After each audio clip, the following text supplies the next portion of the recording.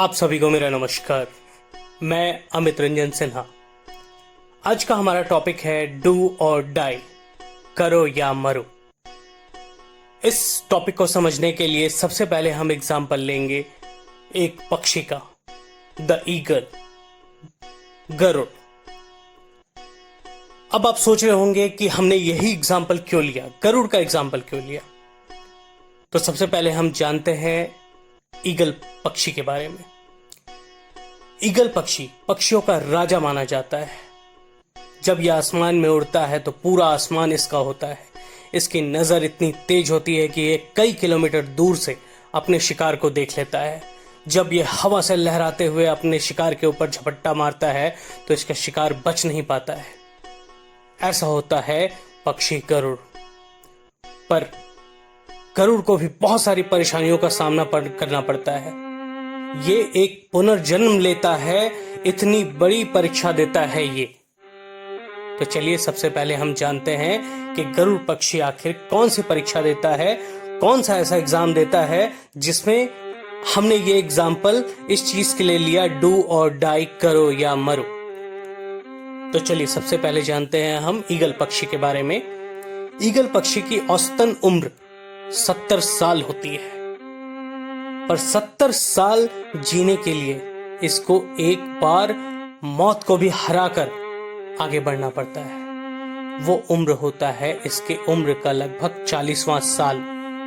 जब ये उम्र के 40वें साल के पड़ाव में होता है तब इसकी स्थिति एक समय ऐसी आती है कि इसकी जो एकदम नुकीली चोंच होती है वो धीरे धीरे टेढ़ी होते जाती है।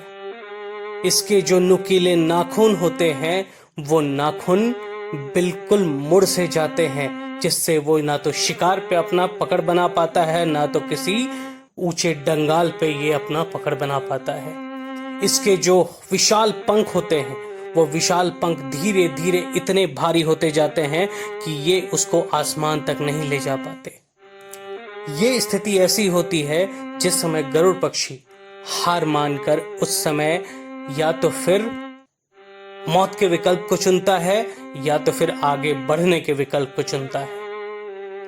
गरुड़ पक्षी कभी भी मौत के विकल्प को नहीं चुनता है। वो मौत को हराने पे भरोसा रखता है।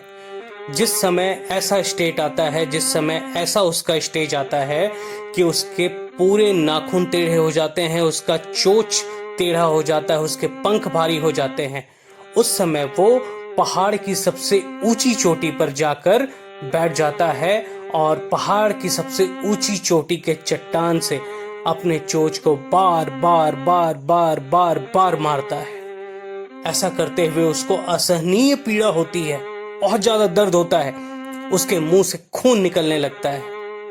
पर या तो फिर वो इस दर्द को सह ले या तो फिर मौत को गले लगा ले। गरुड़ पक्षी दर्द सहना ज्यादा प्रेफर करता है। वो अपने चोंच को लगातार पत्थर से मार मार कर तोड़ देता है, क्योंकि उसको पता होता है कि एक समय ऐसा आएगा कि मेरे चोंच फिर से उगाएंगे।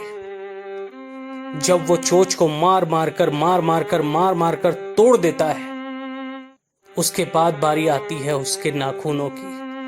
वो अपने नाखूनों को जोर जोर से किसी पत्थर पर घिसता है।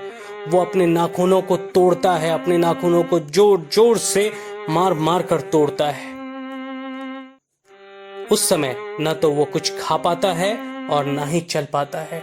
वो बिल्कुल उसी स्थिति में वहीं पे बैठे रहता है, क्योंकि उसको पता है कि अभी अगर ये पीड़ा सह ली तो मैं जी गया, वरना मुझे तो मरना ही है।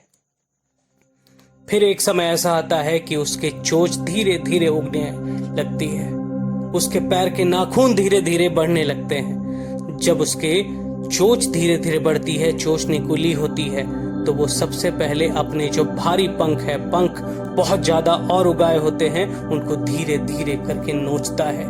इस समय भी उसको असहनीय पीड़ा होती है, फिर भी उसको ये पता है कि अगर मुझे जीना है तो मुझे ये करना पड़ेगा।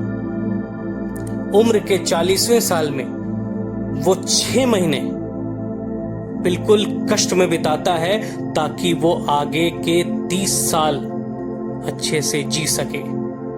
तो जब गरुड़ पक्षी हार नहीं मानता है, पक्षी होकर हार नहीं मानता है, तो फिर आप तो इंसान हैं, आप क्यों हार मानते हैं? हमको भी हार नहीं मानना है। शायद कुछ इन्हीं विशेषताओं के कारण भगवान विष्णु के वाहन के रूप में गरुड़ को जाना जाता है। तो आज हमने गरुड़ पक्षी से बस यही सीखा, या तो फिर करो या तो फिर मरो। एक बार सोचिएगा जरूर।